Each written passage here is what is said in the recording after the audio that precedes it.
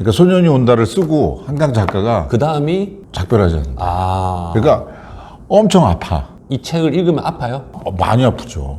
난 그렇죠. 너한테 네. 느끼는 이 감정 이렇게 조곤조곤 조근조근. 이런 사람이 더 무서워. 무섭죠. 그러니까 차라리 때려. 대한민국의 밝은 미래에 조금이라도 일조하고 싶습니다. 책 사유입니다. 오늘은 책을 추천하겠습니다. 함께 이야기 나눌 분 모시겠습니다. 본인 소개 좀 부탁드립니다. 네, 저는 광명 심포니 오케스트라에서 상임지휘를 맡고 있는 김승복이라고 합니다. 반갑습니다. 예, 광명 심포니 오케스트라 김승복 대표님과 오늘 한강 작가의 소년이 온다. 네. 한번 얘기 나눠보겠습니다. 이 소설은 대한민국 지금 현재 국민이라면 거의 다 안다고 할 수 있잖아요. 그렇죠. 그렇죠. 제목 자체는 알죠. 제목 그렇죠. 그래서 제가 올해 처음 연주를 첫 연주 첫 연주 언제 하셨죠? 2월 7일. 2월 7일. 그래서 여기에 약간 아이디어를 얻어서 네. 봄이 온다라고 했어요. 아, 그때 그 제목이. 공연의 제목이 봄이 온다로. 네. 근데 그때 그 시민분들이 이걸 차용했다는 걸 알까요? 소년이 온다를 알거나 모르거나 별로 큰 상관은 없어요. 그러니까 제가 느끼는 거 알든지 말든지 나는 어쨌든 소년이 온다에 영감을 얻어가지고 네. 봄이 온다로 하셨다. 2월 7일 날 행사를. 야, 그러니까 이게 세세하게 우리 삶에 영향을 주는 것 같아요. 그렇죠? 책이라는 것도. 맞아요. 그렇고. 네. 언어라는 게 한강 작가가 그러잖아요. 실타래가 연결이 돼서 사람들 가슴마다 연결이 돼서 꿰어지는 감동의 어떤 흐름들이 정서적 흐름들이 글의 위력이고 문학의 힘이다. 뭐 이렇게 얘기를 하거든. 어디서 얘기했죠? 스톡홀름에서. 그때 거기서요? 네, 네. 이거 생중계를 처음부터 다 보셨어요? 네. 제가 볼 때 김승복 대표님은 소년의 감성을 갖고 계십니다. 아니 뭐 그런 건 아니고. 아, 그런 거 아니죠? 찌들었지 뭐지 나이가 몇 살인데. 아니 감성은 아직도 정말 그러니까 음악하는 사람들이 가져야 할 것들이, 그러니까 잃어버리지 말아야 될 것들이 그런 어떤 감수성 뭐 이런 것들이거든. 그러니까 공감, 네. 그다음에 다른 사람들에 대한 생각을 이해하려고 노력을 하고, 사실은 그래요. 그러니까 뭐 아까 뭐 제목을 뭐 해갖고 내 방식대로 간다 그러지만 사실은 네. 사람들이 공감할 수 있는 것들이 무엇인가에 대한 고민은 항상 하고, 한강 작가의 기본적인 틀이 뭐냐면 네. 인간의 존엄성에 대한 그러니까 인간에 대한 존엄성. 존엄에 대한 거거든요. 그래서 그런 거를 보면 그 존엄성이라는 게 뭐냐면 사실은 결국은 공감의 능력이다. 공감이라고 보는 거죠. 근데 이 책 소년이 온다도 마찬가지고 한강 작가가 집요하다 뭐 이렇게 생각이 되는 게 뭐냐면, 내가 채식주의자는 잘 안 봤어요. 아직 안 보셨어요? 대충 봤는데 뭐냐면 뭐 이런 장면이 나와요. 어느 날 밤에 냉장고 문을 뒤져서 거기에 있는 고기들을 다 꺼내서 버려요. 주인공이 예. 그러니까 신랑이 이상하게 보이는 거야. 이게 신랑은 고기를 먹고 자기는 안 먹어요?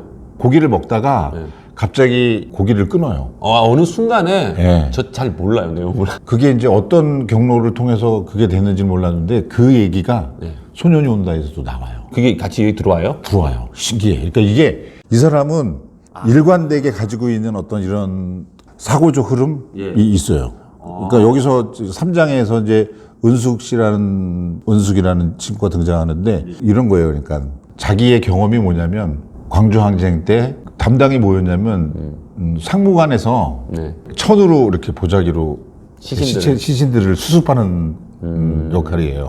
그래서 닦일 거 닦고, 근데 그게 막 처참하게 이그러진. 근데 이것을 살덩어리로 봐야 되느냐, 사람으로 봐야 되느냐. 그러니까 이런 거에 트라우마가 생기는 거예요. 그래갖고 그러니까 생선도 못 먹고. 그러니까 생선에 눈을 마주치면 골 때, 그다음에 고기에 피 색깔이 있잖아요. 그거를 못 보는 거예요. 왜냐하면 그때 경험은 80년대 경험의 트라우마로. 시신들이 멀쩡하지가 않잖아요. 그냥 총 그러니까 맞고 뭐 이렇게 그다음에 두들 뭐 맞고 개머리판으로 막 엉망진창이거든. 이제 그런 맥락에서 이 사람이 남은 자들이지, 어떻게 보면. 그 당시에 죽은 자들이 있을 테고, 그렇죠. 살아남은 자들의 인생에서 굉장히 힘든 과정이 힘든. 그래서 거기 3장에서 뭐가 나오냐면 너의 장례식을 치르지 못하여 나의 삶이 장례식이 되었다. 장례. 이게 나와요. 그러니까 무슨 말이냐면 그 장례를 못 치러준 거잖아. 합동 장례식을 안 치러줘요? 아니, 그러니까 나중에 한 거잖아. 수습하고 그다음 수습도 못한 것도 있고, 어쨌든 너의 장례식을 치르지 못한 것이 내 삶의 장례식이 되었다는 거예요. 그러니까 그 그렇게 자체가 삶의 자체가. 한강 작가가 쓰는 글은 굉장히 이렇게 폐부를 찔러요. 막 푹푹 그냥 이 사람이 격정적이지도 않아. 그 다음에 되게 글 자체가 예뻐. 아, 예. 그러니까 그 처참한 상황을 글로 승화시키는 능력이 이게 굉장히 탁월하구나 이 사람이. 그래서 노벨 문학상을 탔겠죠? 그런 것 같은 느낌. 또 하나는 번역을 잘했대요. 번역이 네. 원문에 가깝게 잘 썼대. 번역을 정말 잘했다. 영국에 뭐 누가 어느 작가가 있는데 그 사람은 진짜 막 한 땀 한 땀씩 한 거예요. 우리 정서에 맞는 거를. 그래서 그 사람의 역할도 컸다. 그러니까 원래 우리나라의 비평가들은 네. 그 히라보 시간이 아마 상을 받을 거다. 만약에 받게 되면. 그것도 읽으셨어요? 아니요, 안 봤어요. 좀 2권 읽으셨죠? 예, 예. 소년이 그다음에, 온다는 다 읽으셨고, 예, 작발을 하지 않는다. 작별하지 않는 날 다 읽으셨고, 네. 그럼 아까 채식주의자는 대충 읽으셨죠? 대충 보고. 그럼 3권 읽으시네? 그러니까 대충은 어떻게 보신 거예요? 아니 그냥 보다가 만 것 같아. 끝까지 완독을 안 예, 하셨다? 예, 완독을 안 했고 이제 이 2개를 완독했는데 이것도 그 간단하게 해서 소년이 온다의 뒤의 흐름. 그러니까 소년이 온다를 쓰고 한강 작가가 그 다음이, 작별하지 않는다. 이 그러니까 엄청 아파. 책을 읽으면 아파요? 많이 아프죠. 아프셨어요? 예. 며칠 동안 아팠어요, 이건. 읽으면. 한강 작가도 이거 쓰면서 많이 울었대요. 고통스러운 거야. 그러니까 이게 엄청 고통스러워요. 왜냐면 이 친구가 8살 때인가 그때 이 친구는 누구죠? 이 친구래. 한강 작가가 나 주인공 얘기한 한강 거예요. 작가가 한강 작가가 8살인가 9살에 서울로 이사 오면서 이제 아빠의 사진첩에서 몰래 봐요, 그거를. 5.18에 대한 그때 경험을 하는 거예요. 그 시신들의 모습. 예, 예. 그때부터 이제 에필로그에 나오거든요, 쭉 이렇게. 그거에 대해서 평생을 갖고 있었던 거야. 그러니까 굉장히 고증의 방식들도 굉장히 철저해요. 그러니까 그 디테일이 네. 그러니까 처음에는 예를 들어서 뭐 주인공이 너라고 하는 그러니까 이게 처음에 읽을 때 되게 당황하는 지점이 뭐냐면 네. 2인칭, 1인칭, 3인칭 왔다 갔다 해요? 왔다 갔다 해요. 아, 그래요? 근데 그게 흐름이 연결이 잘 돼요? 기가 막히게 기가 막히게 돼요? 네. 왜냐면 그 도청 안에서 다양한 경험했던 사람들이 쭉 모여 있는 것이 죽은 자가 있을 거 아니에요. 그러니까 예를 들어서 문호라는 친구도 죽고 정대라는 친구도 죽었어요. 근데 동호는 누구예요, 그러면? 동호다 동호. 그쵸, 동호 있죠. 저는 동호는 알고 있어요. 동호를 너라고 지칭하는 거야. 근데 그 지칭하는 그 사람은 주체는 누구예요? 없어요. 안 나와요? 책에요? 네. 그럼 한강 작가일 수도 있어요? 아니면 그 현장에 있었던 사람이에요? 그러니까 그게 소설의 기법인 것 같아. 너는 이렇게 했고 이렇게 했고. 그다음에 두 번째는 정대가 나오는데 정대는 죽었어. 그 정대는 동호의 친구 아니에요? 네. 고까지는 제가 알죠? 그러니까 그래서 동호는 정대가 죽는 걸 봤어 사실은. 왜냐면 일단 파란 추리닝에서 쓰러진 걸 봤는데 그거를 믿고 싶지 않았던 거지. 동호하고 정대는 그냥 가공의 인물이죠. 실제 있었대요. 실명이에요? 실명은 아니고 그런 사람이 스토리는 있었는데 이름은 이제 동호나 정대 한강 작가가 이제 만들어낸 거고. 근데 정대는 헷갈렸던 게 이제 이장이 자기가 죽었어. 근데 어디로 이제 이렇게 본인이 죽었어요? 네. 이 지금 막 그 얘기하는 그 화자가 죽었어요? 네. 정대가 죽었는데 실려 갔을 거 아니에요 어디로. 자기가 실려 간다는 걸 얘기를 해요? 네. 내가 죽었다. 내가 죽었는데 내 위로 또 어떤 시체가 오고 또 시체가 와고 내가 여기 온 지 며칠 됐을까 뭐 이런 식으로 해갖고 시신이 얘기를 하는 거예요. 그럼 그 애가 정대예요? 예. 화자가 정대야. 그리고 이제 이 책을 끌고 가는 거는 정대예요? 아니에요. 또 바뀌어. 그러니까 무슨 말이냐면 그러니까 1, 2장에 있는 애들은 죽었잖아요. 아니 몇 장이에요, 총? 5장? 5장. 어린 새 같은 경우는 죽은 아이, 그러니까 동호하고 정대는 같은 집에 살았던 애들이에요. 동호가 어린 새고 정대가 검은 숨이에요? 맞아요. 그 다음에 7개의 빰은 뭐냐면 그 당시에 도청에 같이 있었던 누나, 동호가 누나라고 불렸던 은숙 씨. 은수. 그 친누나는 아니고. 네, 거기서 이제 며칠 동안 겪었던 사람인데 얘가 산자의 입장에서 이거를 그냥 편하게 읽어도 맥락은 짚어지는데 당황스러워요. 어떤 면이세요? 이건 뭐지? 그러니까 처음에 읽었을 때 가서 봐 이게 죽은 애였나? 이게 누가 얘기하는 거야? 네. 근데 나중에 책을 덮으면 이해가 돼요? 네. 그 참 묘하네. 그래서 그 다시 제가 막 이렇게 점검을 해봤어요. 막 적어도 보고 막 이렇게 했는데 이게 여기도 내가 써놨잖아요. 채식주의자가 된 이유가 이제 이런 경험의 결과로 나타나는 거죠. 그 채식주의자를 읽지 않은 사람은 이거를 느끼지를 못하겠네요. 그렇죠. 못 느끼죠. 그다음에 이게 되게 웃기는 게 일관성이라는 게 네. 소년이 온다라고 하는 거를 안 읽은 사람이 작별하지 않는다를 보면은 좀 이상할 거예요. 아, 이상해요? 그거 이상할 수도 있을 것 같아요. 소년이 온다를 쓰고 되게 힘들었겠구나. 근데 그 힘든 과정이 이렇게 나와요. 쭉. 그다음에 그 힘든 과정을 이렇게 진행하면서 그 친구 카메라 기장인가 뭐 그 사람하고 거기서 4.3이 나오는 거예요. 친구 엄마의 뭐 외삼촌이 등장하고 막 과거로에 쭉 이렇게 등장을 해요. 근데 시대적으로는 제주 4.3이 먼저죠. 훨씬 먼저죠. 근데 소설이 나온 거는 5.18을 다룬 그 소년이 온다가 먼저였고, 네. 나중에 나온 거는 작별하지 한참 전에 이제 있었던 4.3. 근데 그게 현재적 시점에서 과거의 이야기를 듣는 어떤 이런 걸로 하는 거예요. 아, 이게 작별하지 않는다가. 네. 문득 생각나는 게 네. 예를 들어서 뭐 태백산맥이라든지 그다음에 뭐 토지라든지 그 외의 중장편들의 네. 기본적인 틀거리는 뭐냐면 피구알리즘, 그러니까 문체주의예요.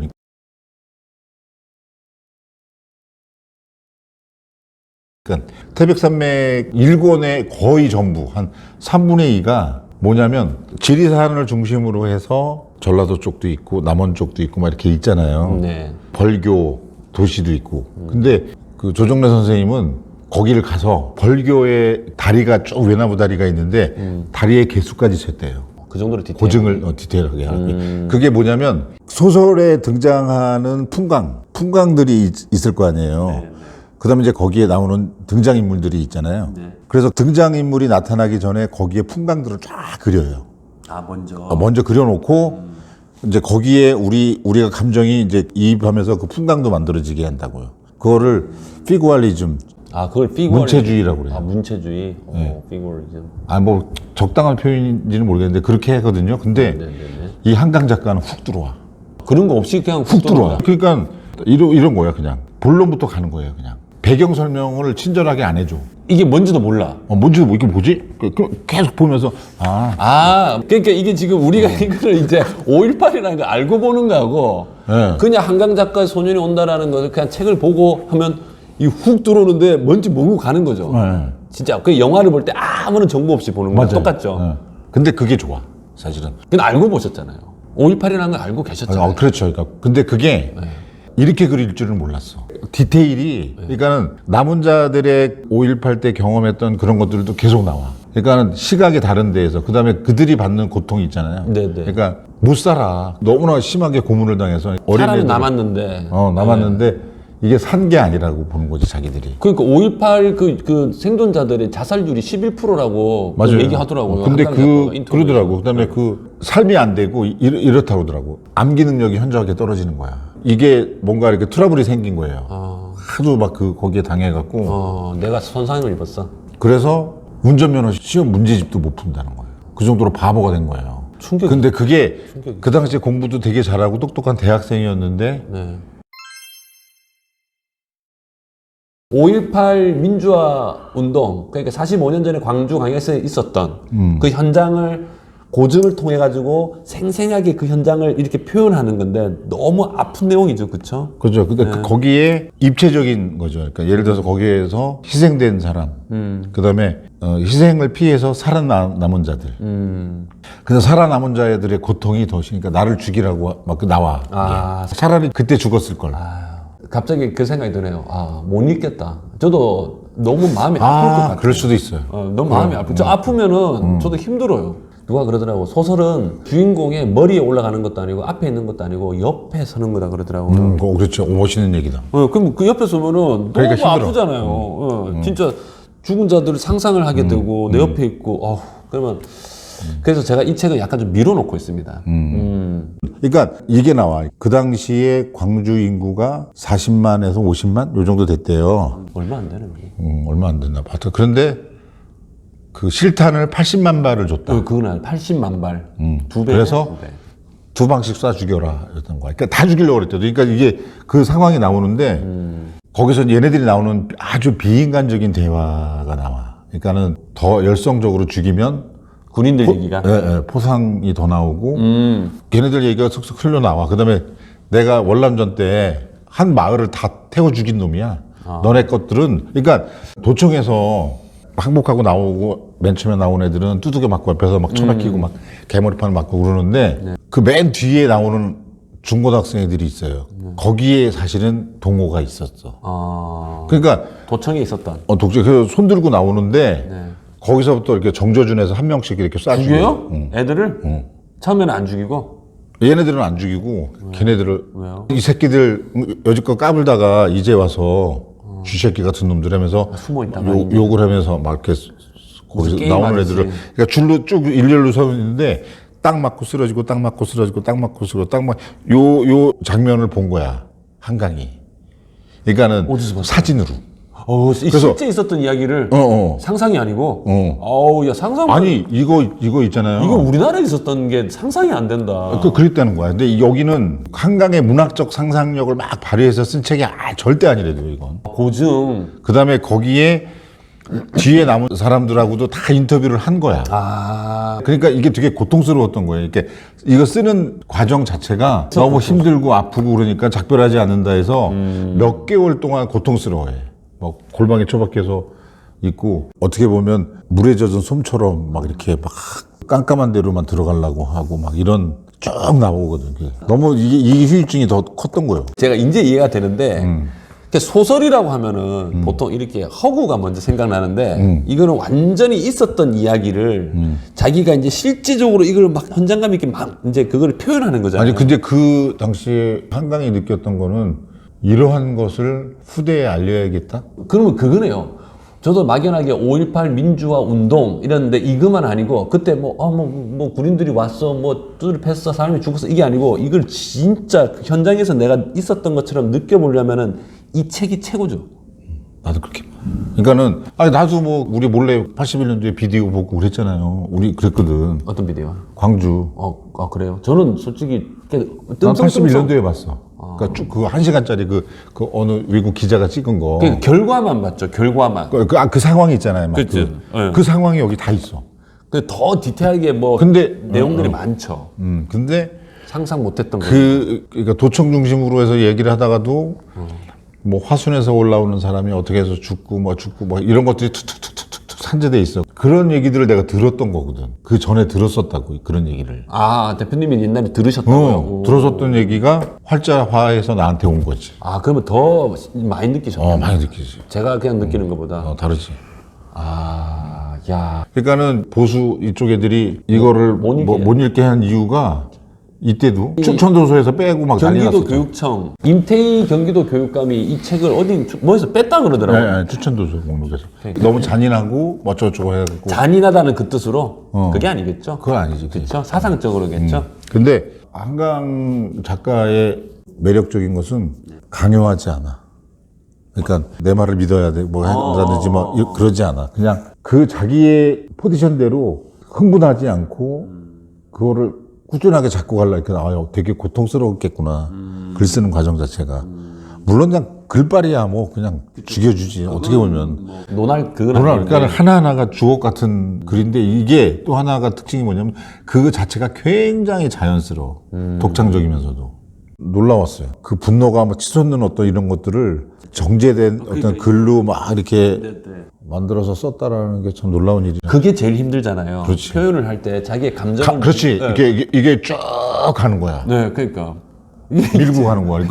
그러니까 이게 내공이래도 여기에서 나오는 이런 막 급박하게 벌어지는 막 이런 상황들이 있을 거 아니에요. 상황들이. 근데 그거를 굉장히 좁은 막 그 분노감들, 좌절감들, 슬픔 이런 것들을 감정선을 확 넘지 않으면서 굉장히 디테일하게 되게 무서운 사람이에요. 그러니까 그게 어쩌면 무서운 사람이죠. 네. 똑같아 톤이. 톤이 똑같아요. 그냥 굉장히 침착하고 그 냉정함을 잃지 않아. 꼭 그런 거 같지 않습니까? 이제 두 사람이 약간 감정적으로 대립했어요. 그 우리는 와! 막 이런데 난 그렇죠. 너한테 느끼는 이 감정 이렇게 조곤조곤 이런 사람이 더 무서워. 무섭죠. 그러니까 차라리 때려. 그렇지. 그렇잖아요. 차라리 이제, 욕을 해. 그렇지. 근데 그렇지가 않아요. 이 책을 소개하고 싶다라고 생각하신 이유는 뭡니까? 우리나라가 광주 민주화 운동 이후와 이전으로 나눈다라는 것을 아주 정확하게 구별짓게 해주는. 시대 정신인 거지. 그러니까 이 광주라고 하는 것이 12.3하고도 연결고리를 갖고 있잖아요. 이게 몇 년 전이에요, 도대체? 45년. 야, 그런 비극적인, 절망적인 상황이 결국은 또 우리를 지금 현재 살고 있는 우리한테 그들이 이렇게 영향력이 올 줄 몰랐죠. 몰랐지. 이번에 윤석열 전 대통령 덕분에 대한민국 국민들이 몰랐던 거를 참 너무나 많이 각성. 그러니까 이런 일이 12.3 때 벌어졌을 거라는 거지, 나는. 잘못했으면. 그렇죠. 5.18 그때 희생된 분들이 우리를 살린 거죠. 아, 그렇지, 그렇지. 그쵸. 아, 근데 그거를 끄집어내준 사람이 한강이잖아. 그렇죠. 그거를 끄집어내준 거잖아. 잊혀지려고 했던, 잊혀지진 않았겠지만, 어쨌든. 그렇죠, 그렇죠. 무감각해졌던 우리의 어떤 이런 것들을 끄집어내서. 근데 신기하게 노벨 문학상 수상하고 계엄하고 묘하게 맞아, 떨어졌어. 계엄이 이제 해제되고 나서 그 탄핵되는 그 사이에 상을 받으러 스웨덴 갔잖아요. 12월 달에. 너무 절묘한 맞았어. 타이밍인 것 같아요. 타이밍이. 그렇죠? 그래서 한림원 가서도 이제 우리나라가 지금 되게 어려움 겪고 있는 거를 그때 이제 마음 아파했잖아요. 이건 무슨 하늘에서 뭐 지금 이거 무슨 시나리오를 짠 것 같아요. 그러니까 나는 또 한편으로 보면은 네. 그 윤석열한테 고마운 것도 있어요. 있어요. 그러니까 이게 진짜 땡큐가 아니고 왜냐면 네. 만약에 계엄이 없었고 지금 그냥 윤석열 시대로 그냥 살아간다는 거예요. 우리가. 살아가죠. 아직 2년 남았죠. 그럼 더 끔찍해. 우리가 구제불능의 형태의 나락으로 간다고. 2년 반 동안 그렇게 망가뜨렸는데 처음에는 어리버리했다고 넘어갔다 그러지만 그 다음부터 본격적으로 시작하면서 거의 뭐 일본의 식민지화가 되고 뭐 미국 같은 경우도 잘못하면은 이게 참 그래도 그런 계기가 있었으니까 이렇게 많은 새로운 걸 알게 되는 거고. 그 정치에서 지금 많이 썼잖아요. 그러니까 과거가 현재를 구하고 죽은 자가 산자를 살린다 이번에 계엄 사태 이후로 많이 썼죠. 많이 썼잖아요. 예, 예. 그게 사실은 한강이 이야기를 한 거예요. 여기 나와요? 안 나와요. 그때 그 스웨덴 한림원에서 거기서 한 거야. 네, 되게 본인이. 죽은 자가 산자를 그렇게 했잖아요. 본인 얘기인 거야. 그게 맞는 거야. 그러니까 이게 무슨 말이냐면 12월 3일 날 그 기갑차 앞에서 딱 쓴 그 이제 여의도에서 국회 앞에서 만약에 우리가 광주라고 하는 그런 계엄의 어떤 그런 경험들이 없었다면은 없었다면은 그날은 뭐 그냥 끝나는 거예요. 지금은 뭐 자유가 억압된 상태에서 그렇죠. 살겠죠. 네. 그러니까 이제 이게 되게 무서운 얘기거든. 무서운 얘기, 되게 무서운 되게 거예요. 무서운 얘기예요. 그러니까 네. 죽은 자가 산자를 살리다니. 이 책은 제가 보니까는 오랜 시간을 진짜 얘기를 해도 끝도 없이 나올 맞아요. 얘기, 왜냐면 역사적 얘기이기 때문에 그렇죠. 그렇죠. 이거는 대한민국 그 공교육 현장에서 꼭 봐야 되는 거죠. 필수 그냥 이걸 읽고 졸업을 해야 될 것 같아요. 맞아. 예, 그리고 독서 토론을 해야 될 것 같아요. 책 읽기에 대한 개인적인 생각은 어떻습니까? 내 삶에서 줄어드는 보캐블러리, 그러니까 단어들, 그런 표현력 이런 것들이 더 이상 줄지 않게 하는 것이 독서다. 그러니까 책을 계속 읽어야지 시간이 흐르고 나이가 들수록 기존의 언어도 단어도 안 잊어버리고 거기에다 더 새로운 게 플러스 되면서 언어도 아름다워지고 고급점 풍요로워지고 그렇기 때문에 그러니까 즐거움도 있지만 네네. 나름대로의 의무감 뭐 이런 거가 있어요. 아 나름대로의 의무감. 그러니까 내 자신에 대한. 아 자신에 대한. 그러니까 최소한 내가 남한테 무식하게 보이면 안 되지 않을까? 뭐 이런 것도 있는 것 같고. 다양한 단어들. 그래서 고급지잖아요. 또 이렇게 막 쓰면 그렇죠. 혹시 영상을 보시는 분들한테 마지막으로 하고 싶은 얘기 있으십니까? 마지막으로 그래도 이 소년이 온다는 꼭 보셨으면 좋겠다. 아 소년이 온다를 꼭 읽으셨으면 좋겠다. 네. 강한 메시지네요. 강한 메시지네요. 진짜 강한 메시지. 한강 작가가 어디 홍보대사도 아닌데. 그러니까 아니 뭐지? 그러니까 이거 뭐 책을 산다고 해서 뭐 떨어지는 인센티브도 없어. 없는데 그렇죠. 이 책을 정말 감동 있게 읽으셨구나. 그러니까 되게 자랑스러웠어요. 그러니까 한강 작가가 살고 있는 시대에 살고 있다 내가. 아 그런 뿌듯함도 있는 거죠. 그렇죠, 많죠. 엄청 동시대에 산다는 거. 맞아요. 한강 보유국이라는 게 그죠? 그럼 어마어마한 거죠. 보통이 아니죠. 네. 저도 그런 사람이 되고 싶습니다. 글 쓰는 사람으로서. 네. 오늘 하다 보니까는 한강 작가의 작품만으로도 역사 의식의 중요성, 맞아요. 네, 책 읽기의 중요성, 그리고 한강 작가가 있다는 것에 대한 어떤 자부심, 네, 많은 것을 느끼게 됐습니다. 오늘 책 소년이 온다에 대해서 좋은 말씀해주신 김승복 광명 심포니 오케스트라 대표님 정말 감사합니다. 구독, 좋아요 부탁드리고요. 시청해 주셔서 감사합니다. 감사합니다.